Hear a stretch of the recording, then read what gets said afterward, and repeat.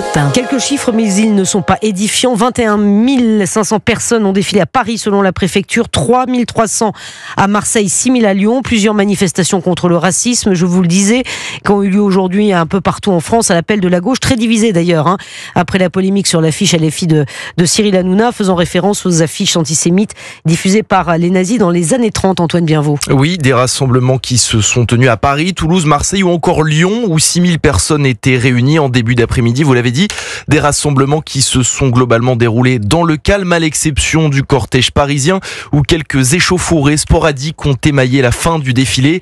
Les forces de l'ordre ont par exemple dû faire usage de gaz lacrymogène pour disperser certains manifestants provocateurs.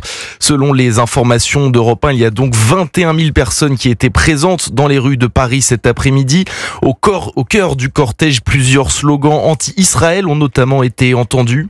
Israël, assassin!